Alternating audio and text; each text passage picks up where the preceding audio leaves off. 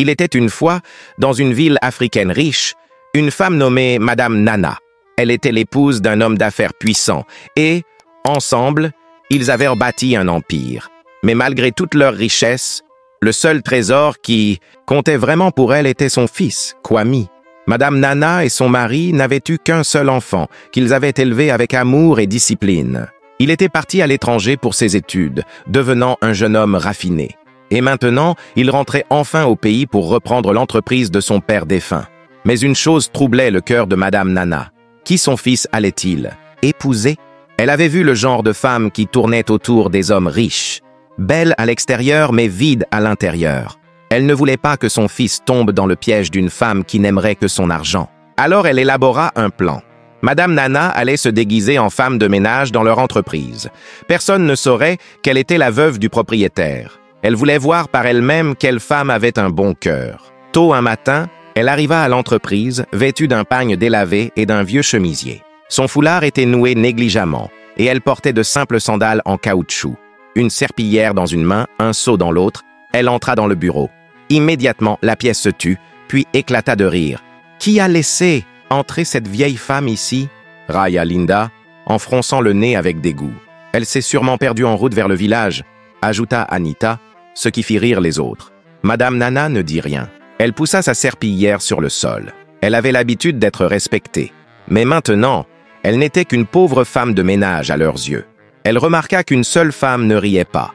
Wendy, une jeune employée assise calmement à son bureau, concentrée sur son travail.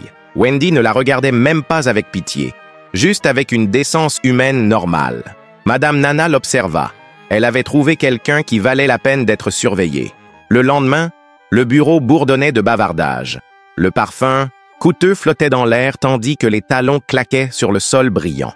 Madame Nana, toujours vêtue de ses habits usés, nettoyait silencieusement près du couloir. Son dos lui faisait mal, ses bras étaient lourds de fatigue, mais elle continuait, déterminée. Alors qu'elle se penchait pour ramasser la serpillière, une voix stridente retentit. « Vieille femme, tu as oublié une tâche !» Madame Nana leva les yeux. C'était Anita, accompagnée de Linda, les bras croisés, le visage moqueur. « Tu ne l'as pas entendu? Ou tu es sourde aussi ?» lança Linda. Madame Nana ravala sa salive. Elle avait l'habitude de ce genre de comportement. Elle retourna à son travail, les ignorant. Mais Anita n'en avait pas fini. « Regarde comme elle est lente !» ricana-t-elle. « On va rester ici toute la journée à l'attendre. Peut-être qu'elle a besoin d'aide. » Avant que Madame Nana ne puisse réagir. Anita la poussa violemment. Son corps frêle perdit l'équilibre et elle s'écrasa au sol, durement. Elle glissa sur les carreaux froids du hall de l'entreprise. Les rires éclatèrent. « Elle est si lente !» ricana une des femmes. « Elle aurait besoin d'une canne !» se moqua une autre.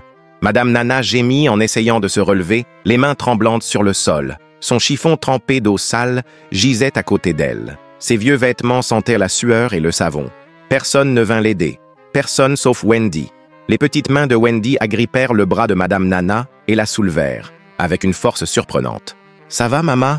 demanda-t-elle doucement. Madame Nana regarda Wendy dans les yeux. Un regard gentil, inquiet, différent. Madame Nana se redressa lentement, le cœur battant encore. Wendy la soutint fermement, la préoccupation écrite sur le visage. Les autres femmes étouffèrent des rires, échangeant des regards moqueurs. « La prochaine fois, vieille femme, fais attention !» lança Anita. Elle jeta un regard dédaigneux à Wendy. « Et toi, pourquoi tu l'aides ?» Qu'elle nettoie sa propre saleté. Wendy ignora Anita. Elle se pencha, ramassa le chiffon mouillé, en pressa l'eau dans le seau et le tendit à Madame Nana. « Maman, fais attention à toi !» chuchota-t-elle. Un nœud se forma dans la gorge de Madame Nana.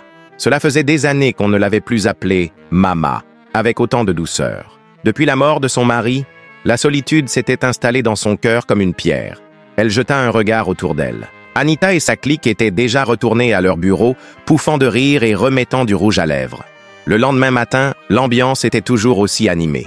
Talons qui claquent, parfums entêtants, rumeurs d'open space. Madame Nana entra discrètement, ses produits de nettoyage à la main, le dos douloureux mais le pas déterminé. Elle se dirigea vers la salle de pause du personnel junior. Elle avait préparé un repas simple mais nourrissant. Une soupe d'arachide avec du fufu, un plat traditionnel de Keta et Kwame, capable de révéler beaucoup sur une personne. Avec des gestes lents, elle posa le bol sur la table et s'assit. L'odeur de la soupe se répandit, riche en arômes de pâte d'arachide et d'épices. Comme prévu, Anita et ses amis arrivèrent. « C'est quoi cette odeur ?» fit Linda en grimaçant. « Je crois que c'est la nourriture de la femme de ménage, » répondit Anita en fronçant le nez. « Ça sent tellement local. » Les autres ricanèrent. Madame Nana continua de manger, faisant semblant de ne rien entendre. Wendy entra quelques instants plus tard, son lunchbox à la main. Elle vit la scène immédiatement. Madame Nana seule, Anita et les autres qui ricanaient. Elle hésita une seconde, puis s'avança droit vers la table de Madame Nana. « Bonjour, maman, » dit-elle avec chaleur. « Bonjour, ma fille, » répondit Madame Nana en l'observant. Wendy s'assit et ouvrit son lunchbox. Du simple riz jollof, pas de repas à emporter comme les autres. Anita se moqua. « Tu vas vraiment t'asseoir avec elle ?» Wendy sourit calmement. « Pourquoi pas ?» Elle jeta un œil au plat de Madame Nana. « Maman, ça a l'air délicieux. C'est vous qui l'avez cuisiné ?» Le cœur de Madame Nana se réchauffa. « Oui, ma chérie. Tu veux goûter ?» Wendy hocha la tête. Madame Nana lui tendit une cuillère. Wendy goûta, et Anita éclata de rire. « Elle mange la nourriture d'une femme de ménage. T'as vraiment aucune fierté. Tu vas sûrement tomber malade, » ajouta Linda. Madame Nana observait. Wendy attendant sa réaction. Mais Wendy mâcha tranquillement, avala, puis sourit. « C'est incroyable, maman. Ça a le goût de la maison. » Quelque chose se serra dans la poitrine de Madame Nana. Plus tard dans la soirée, Madame Nana entra dans les toilettes avec un seau d'eau savonneuse. Elle inspira profondément, puis exécuta son plan. Elle renversa délibérément l'eau, la laissant couler sur le sol, puis fit tomber le seau bruyamment. « Ah, ma taille !» cria-t-elle. Anita et sa bande accoururent. « Oh non, la pauvre vieille est encore tombée !» se moqua Anita. « Elle devrait arrêter de travailler, elle est trop vieille !» renchérit Linda. Madame Nana gémit, se tenant la taille. « S'il vous plaît, aidez-moi !» Anita croisa les bras. « On n'est pas des femmes de ménage. C'est pas à nous de nettoyer. » Les rires fusèrent, jusqu'à ce que Wendy entre. Elle s'arrêta net, silence. Le sol mouillé. Madame Nana à terre. Les moqueries. Wendy n'hésita pas. Elle se précipita vers Madame Nana. « Maman, vous allez bien ?»« Ma fille, je n'arrive pas à bouger. » Les yeux de Wendy se remplirent d'inquiétude. Elle se tourna vers les autres. « Pourquoi vous restez là? Aidez-moi !»« Aider une femme de ménage ?» lança Anita, outrée. Le visage de Wendy se durcit.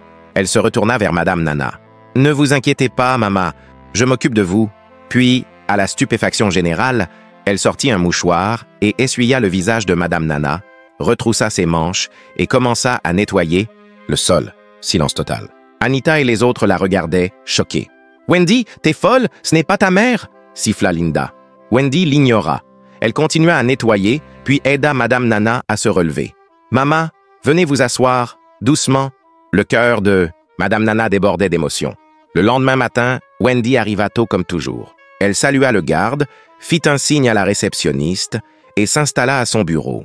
Avant qu'elle ne puisse s'asseoir, Madame Nana apparut à côté d'elle. « Bonjour, ma fille, » dit-elle doucement. « Bonjour, maman, » répondit Wendy avec un sourire. « Vous allez bien ?» Madame Nana l'observa un instant.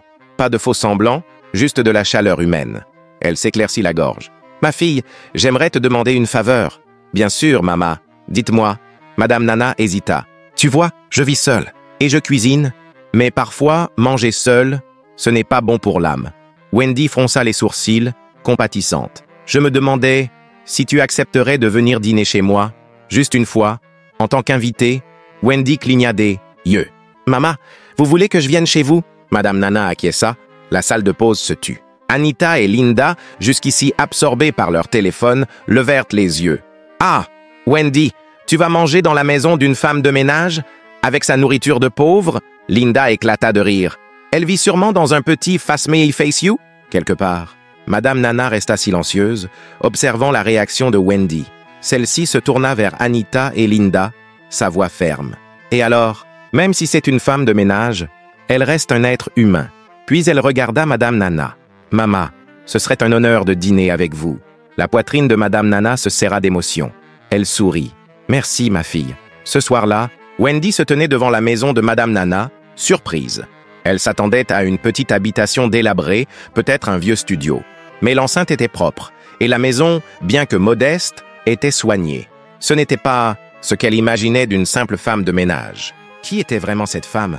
Madame Nana ouvrit la porte, souriante. « Entre, ma fille. Wendy entra et respira l'arôme riche du riz jollof, des bananes plantain frites et du poisson grillé. La maison était simple, mais il y avait ici quelque chose de différent. Une grâce, une dignité qui ne correspondait pas à l'image qu'elle se faisait de Madame Nana. Elles mangèrent ensemble, discutant de la vie, de la famille et des rêves. Wendy ne savait pas qu'on l'observait de près. Elle ne posa aucune question sur l'argent. Elle ne sembla jamais mal à l'aise. Elle appréciait simplement la compagnie de cette vieille femme qui, pour elle, n'était rien d'autre que Mama Nana. Et c'est à ce moment-là que Madame Nana sut qu'elle avait fait le bon choix. Car bientôt, Kwame allait arriver. Et quand il arriverait, tout allait changer. L'aéroport bourdonnait de vie. Des chariots à bagages roulaient, des familles se retrouvaient, des chauffeurs de taxi appelèrent les passagers. Au milieu de tout cela, un homme grand et bien habillé, en costume bleu marine impeccable, sortit du terminal, Kwame. Il était parti depuis plus de 10 ans, pour étudier et travailler à l'étranger. Mais maintenant, il était de retour pour reprendre l'entreprise de son père. Dès que Kwame mit les pieds dans les bureaux, tout changea. Les femmes, autrefois nonchalantes à leur poste, se redressèrent brusquement, croisèrent les jambes, réajustèrent leur maquillage, leurs jupes et arborèrent de faux sourires. « Il est trop beau !» murmura Linda à Anita. « Et riche !» ajouta Anita avec un sourire en coin. « Je dois être la première à lui parler. » Mais Kwame ne remarqua rien. Il était là pour une seule chose, continuer l'héritage de son père. À sa grande surprise, il vit quelque chose d'inattendu. Au milieu du bureau, une vieille femme nettoyait le sol, courbée, travaillant avec application, ses mains marquées par les années de dur labeur. Quelque chose sonnait faux dans cette scène. Kwame fronça les sourcils, s'approcha. « Excusez-moi, maman, dit-il doucement. Pourquoi nettoyez-vous ce sol? Où est le personnel d'entretien? » La femme leva les yeux, surprise par sa prévenance. Mais avant qu'elle ne puisse répondre, Anita intervint. « Ah, monsieur, ne vous inquiétez pas pour elle, » dit-elle d'une voix douce. « C'est juste une femme de ménage. Elle a l'habitude. » Kwame se tourna vers elle, le froncement de sourcils plus prononcé. « Elle a l'habitude » répéta-t-il d'un ton tranchant. « Cela veut-il dire qu'elle ne mérite pas qu'on la traite avec respect ?» Le visage d'Anita pâlit. Avant qu'elle ne puisse balbutier une réponse, la voix de Wendy s'éleva. « Elle mérite tout le respect du monde. » Kwame se tourna vers celle qui avait parlé et la vit. Une jeune femme différente des autres. Pas de maquillage excessif, pas de sourire forcé. Juste une confiance tranquille. Leurs regards se croisèrent et quelque chose se serra dans la poitrine de Kwame. Ce n'était pas seulement sa beauté, bien qu'elle soit magnifique dans une simplicité naturelle, c'était plus profond. Il y avait de la bonté dans ses yeux, une force silencieuse. Qui était-elle? Plus tard dans la journée, Madame Nana était assise dans le local du personnel d'entretien, faisant semblant de ranger des produits, mais écoutant attentivement. Les conversations Anita et Linda étaient à l'œuvre. « Ah, Wendy, comment t'as fait ?» se moqua Linda. « Il t'a regardé une seule fois et bim, il a tilté. T'es sûr que t'as pas utilisé du jazz ?» ajouta Anita en ricanant. « Ce mec-là n'a même pas regardé le reste d'entre nous. »« J'ai rien fait, » répondit simplement Wendy. « On verra bien, » lança Anita en jetant ses cheveux en arrière. « Mais si tu comptes grimper avec ton air innocent, sache que la compétition est là. » Elles s'éloignèrent en pouffant. Madame Nana serra les poings. Ses filles, mais elle n'avait pas le temps pour elle. Le vrai travail ne faisait que commencer. Kwame était dans son nouveau bureau, tapotant du doigt sur son bureau. Il aurait dû étudier les rapports de la direction. Mais son esprit était ailleurs, sur la fille de tout à l'heure. Il prit une grande inspiration, appuya sur l'interphone. « Rose, envoyez-moi Wendy du personnel junior. » La voix de la réceptionniste grésilla. « Wendy? Oui, tout de suite, monsieur. » En bas, Wendy se figea. Le patron voulait la voir? Son cœur battait la chamade. « Je te l'avais dit, elle a du jazz, » murmura Anita à Linda. Wendy les ignora et se força à avancer. Elle frappa doucement à la grande porte en bois. « Entrez !» dit une voix grave. Elle entra. Le bureau était grandiose. Bois poli, grandes fenêtres avec vue sur la ville, étagères pleines de livres. Derrière le bureau imposant, Kwame la regardait intensément. Pendant une seconde, Wendy en oublia de respirer. Il était encore plus beau de près. « Bonjour, monsieur », dit-elle vite en baissant les yeux. Kwame l'étudia. « J'espère ne pas vous avoir mise mal à l'aise tout à l'heure, » dit-il. « Je n'aime simplement pas voir les gens maltraités. » Wendy cligna des yeux. « C'était donc pour cela qu'il l'avait remarqué ?» Elle sourit doucement. « Merci, monsieur. C'était gentil de votre part. » Kwame hésita, puis demanda « Depuis combien de temps travaillez-vous ici ?» Quelques mois, monsieur. Et cette femme de ménage? La dame plus âgée? Vous semblez proche d'elle? Les yeux de Wendy s'éclairèrent. Mama Nana? Oui, c'est une personne formidable. Le cœur de Kwame se réchauffa à l'écoute de ce nom. Elle avait déjà gagné le cœur de Wendy, sans que cette dernière sache qui elle était vraiment. Kwame s'appuya contre le dossier de son fauteuil. « Parlez-moi d'elle. » Et pendant les minutes qui suivirent, il l'écouta parler de gentillesse, de respect, de dignité.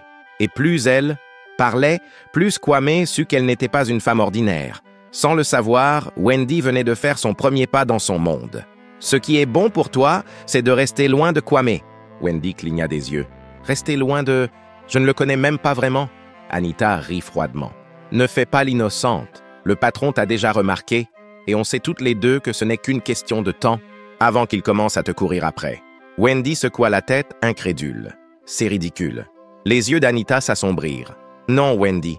Ce qui est ridicule, c'est de penser que tu as une chance avec lui. » Elle fit glisser une enveloppe marron sur la table. Le cœur de Wendy battait à tout rompre pendant qu'elle l'ouvrait lentement. « De l'argent. Beaucoup d'argent. »« Je vais faire simple, » dit Anita d'une voix lisse. « Prends ça et quitte l'entreprise. Pars en silence. Oublie Kwame. » Wendy fixa l'argent. Son loyer était en retard. Son petit frère avait besoin des frais de scolarité, les factures d'hôpital de sa mère s'accumulaient. Cet argent pouvait tout résoudre. Elle ravala sa salive, puis, d'un geste ferme, repoussa l'enveloppe. « Non !» Le visage d'Anita se tordit de rage. « Tu fais une erreur !» Wendy se leva. « Non, Anita, c'est toi qui fais une erreur !» Elle se retourna et partit, le cœur battant. Anita avait essayé de l'acheter, et Wendy venait de réussir. L'épreuve. Mais ce qu'elle ne savait pas, c'est que quelqu'un d'autre avait tout vu. Au fond du restaurant, caché derrière des lunettes noires, Madame Nana sirotait son thé.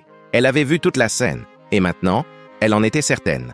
L'air de la nuit était frais, mais Wendy bouillait intérieurement. Elle venait de refuser un pot de vin qui aurait pu changer sa vie. Son esprit tournait dans tous les sens. Pourquoi tout cela lui arrivait-il? Elle n'avait aucune intention de courir après Kwame. Elle n'était pas comme Anita et les autres.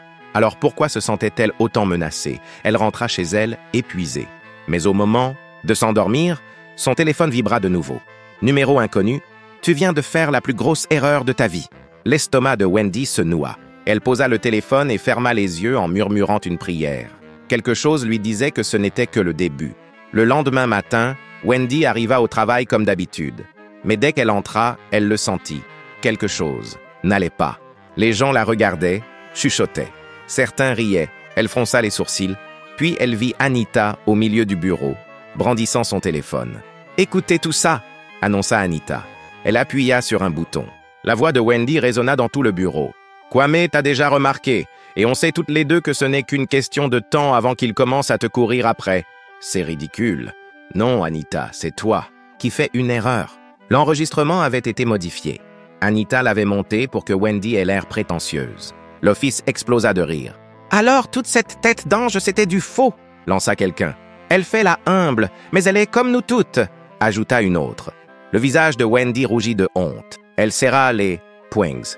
Anita s'approcha, les yeux brillants de triomphe. « Je t'avais prévenu, » murmura-t-elle. « Tu aurais dû prendre l'argent. » Wendy sentit les larmes lui monter, mais elle les retint. Elle ne lui donnerait pas cette satisfaction. Kwame venait de terminer une réunion lorsqu'il entendit l'agitation. Il sortit dans l'open space, confus. Que se passe-t-il ici? Le silence tomba d'un coup. Tout le monde détourna le regard, faisant semblant de travailler. Son regard balaya la pièce et s'arrêta sur Wendy. Elle était là, raide et silencieuse. Ses yeux se posèrent ensuite sur Anita. Que s'est-il passé? Anita sourit doucement. « Oh, rien de grave, monsieur. On plaisantait juste avec Wendy. » La mâchoire de Kwame se crispa. Ses yeux se durcirent. « Anita, dans mon bureau. Maintenant. » Anita pâlit. Elle essaya de rire. « Oh, monsieur, ce n'était qu'une blague. J'ai dit maintenant. » Tout le bureau se figea. Kwame se tourna vers Wendy, sa voix plus douce. « Ça va ?» Wendy déglutit et hocha la tête. « Oui, monsieur. Mais au fond d'elle, ça n'allait pas du tout. Madame Nana avait tout vu. Elle se trouvait dans le couloir quand Anita avait humilié Wendy. Son sang bouillonnait. Comment osait-elle? Wendy n'avait rien fait de mal. Le soir venu, à table, avec Wendy, elle parla d'une voix calme mais ferme. « Ma fille, dis-moi la vérité. Tu as des sentiments pour Kwame ?» Wendy s'étrangla avec sa nourriture. « Maman, quoi? Non, je le connais à peine. Madame Nana scruta son visage. Elle disait vrai. Elle soupira, posa la main sur la sienne. Alors écoute-moi bien. Wendy hocha la tête. Ces filles ne s'arrêteront pas. Elles sont prêtes à te détruire. Tu dois être forte. Les yeux de Wendy s'adoucirent. Maman, pourquoi tu tiens autant à moi? Madame Nana hésita. Elle ne pouvait pas lui dire la vérité. Pas encore. Elle se contenta de sourire. Parce que, ma fille, je vois quelque chose de spécial en toi. Wendy sourit en retour, mais aucune d'elles ne savait que le pire restait à venir. Le bureau était étrangement silencieux. Anita entra, confiante, le bruit de ses talons résonnant sur le sol. Elle avait gagné, Wendy avait été humiliée. Kwam l'avait remarqué, oui, mais de la pire manière. Elle s'installa à son bureau, souriant, mais soudain, un frisson, une présence. Elle se retourna. Près du placard de nettoyage se tenait Maman Nana. Elle ne la regardait pas avec soumission, ni silence. Il y avait quelque chose dans ses yeux, quelque chose qui fit déglutir Anita. « Quoi » lança-t-elle, nerveuse. Madame Nana ne répondit pas. Elle sourit, lentement, dangereusement. Puis, sans un mot, elle prit sa serpillière et s'éloigna. Anita frissonna. Pourquoi avait-elle peur? Kwame, lui, était dans son bureau, pensif. Il pensait à Wendy. Elle avait été humiliée, mais elle ne s'était pas défendue. Elle avait juste gardé la tête haute. Il appuya sur l'interphone. « Rose, envoyez Wendy dans mon bureau. » En bas, Wendy soupira. « Encore lui ?» pensa-t-elle. Elle prit son courage à deux mains et monta. Lorsqu'elle entra, Kwame la fixait par la fenêtre. Il se tourna. « Assieds-toi. » Elle obéit, le cœur battant. « Ça va ?» demanda-t-il. Elle hésita. « Oui, monsieur. » Kwame soupira. « Je sais ce qui s'est passé hier, et je veux que tu saches, je n'accepterai jamais qu'on harcèle quelqu'un dans cette entreprise. » Wendy cligna des yeux. Il la défendait? Elle baissa les yeux. « Merci, monsieur. Mais je ne veux pas de problème. » Kwame se pencha en avant. « Parfois, ce sont les problèmes qui te trouvent. » Wendy eut le souffle coupé. Pour la première fois, elle comprit une chose. Kwame ne faisait pas qu'être gentil. Il la regardait vraiment. Cette nuit-là, Anita se tourna dans son lit, incapable de dormir. Elle rêvait encore de Maman Nana, de son regard, de son sourire. Ça la hantait. À 3 heures du matin, elle se réveilla en hurlant. Son téléphone vibra. Numéro inconnu. « Tu t'es attaqué à la mauvaise personne. » Les mains tremblantes, elle regarda autour d'elle. Personne. Mais elle le sentait. Quelqu'un l'observait. Elle n'était plus en sécurité. Le matin suivant, Wendy entendit frapper à sa porte. Elle se leva, encore groggy. Quand elle ouvrit, elle se figea. 2 policiers. « Vous êtes Wendy Mena ?» demanda l'un. « Oui, » murmura-t-elle, la peur montant. « Vous êtes en état d'arrestation pour vol et fraude. »« Quoi ?» s'écria-t-elle. Mais trop tard. Les menottes claquèrent, les voisins sortirent, murmurant. « Je n'ai rien fait !» pleura-t-elle. Mais personne ne l'écoutait, et son monde s'effondra. Au commissariat, Wendy était dans une cellule froide. Tout tournait. Elle n'avait jamais volé de sa vie. Un gardien apparut. « Quelqu'un a payé ta caution. »« À qui ?» demanda Wendy. « Elle t'attend dehors. » Confuse, elle sortit. Et là, elle vit Madame Nana debout, bras croisés, regard triste. « Maman, je te jure que je n'ai rien fait. » Madame Nana s'approcha, elle essuya une larme sur sa joue. « Je sais, ma fille, je sais. » Wendy s'effondra dans ses bras, mais même en pleurant, elle ignorait encore que ce n'était que le début. Kwame était assis dans son bureau, faisant défiler son téléphone, lorsqu'un titre lui glaça le sang. L'employé subalterne Wendy Mena arrêté pour fraude. Son cœur s'arrêta.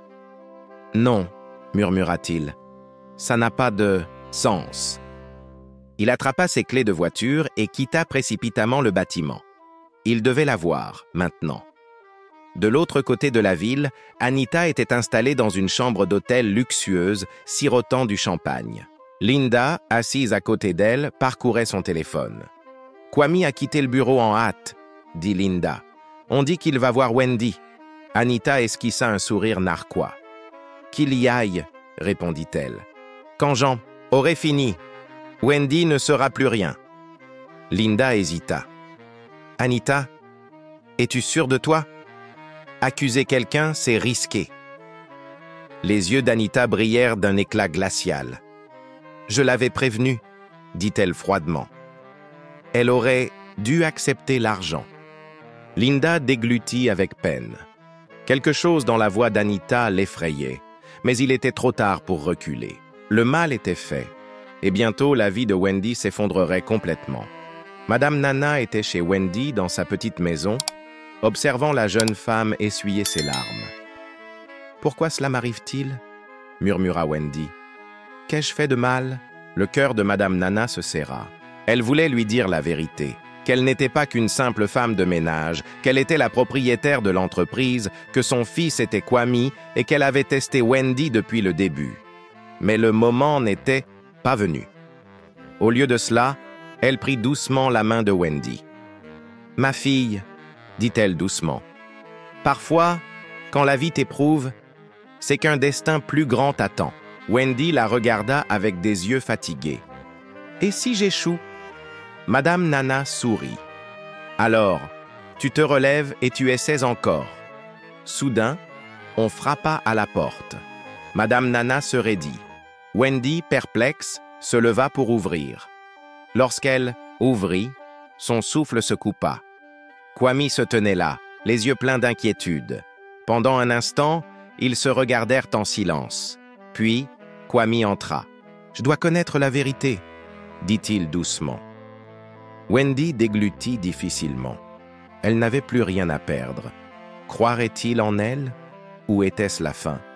Wendy resta figée à l'entrée, regardant Kwame, le cœur battant. Elle ne s'attendait pas à ce qu'il vienne, pas après tout cela. Kwame entra, son visage indéchiffrable. « Wendy, » dit-il, sa voix plus douce qu'elle ne l'avait imaginé. « Dis-moi la vérité. As-tu volé l'argent » Les larmes lui brûlèrent les yeux.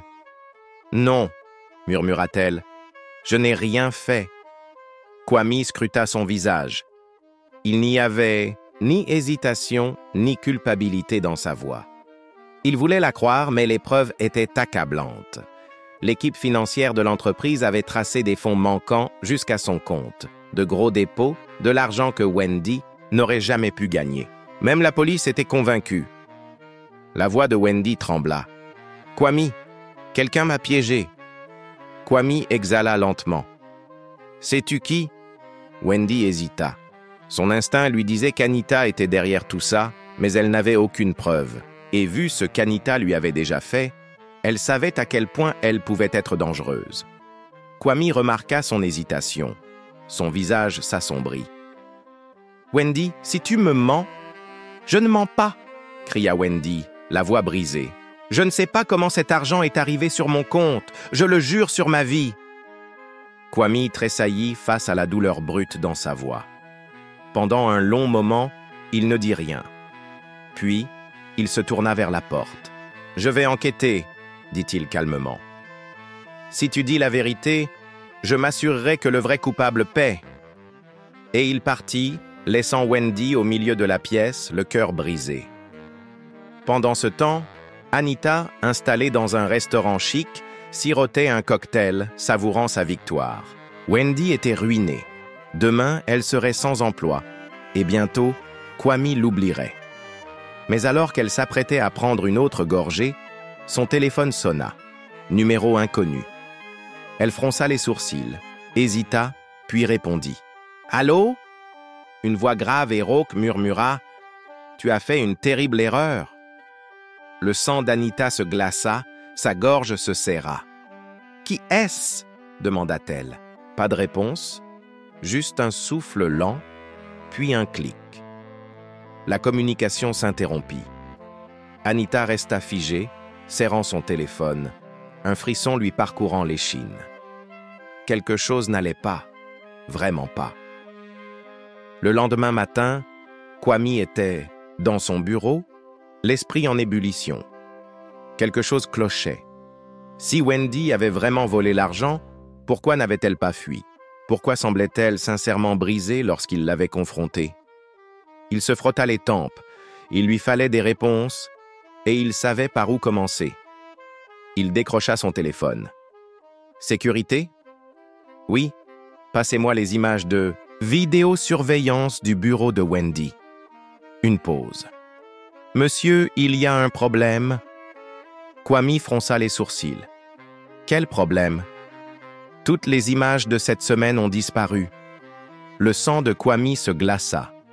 Disparu. Quelqu'un avait effacé les preuves. Soudain, Kwame sut que Wendy disait la vérité depuis le début. Il avait fait une terrible erreur et maintenant, il devait réparer les choses. Mais ce que Kwame ignorait, c'est que quelqu'un avait déjà une longueur d'avance sur lui. Le cœur de Kwame battait à tout rompre alors qu'il serrait son téléphone. Les images de vidéosurveillance avaient disparu. Quelqu'un les avait effacées, et cela ne signifiait qu'une chose. Wendy avait été piégée. Il l'avait douté, accusé, et maintenant, il devait réparer son erreur.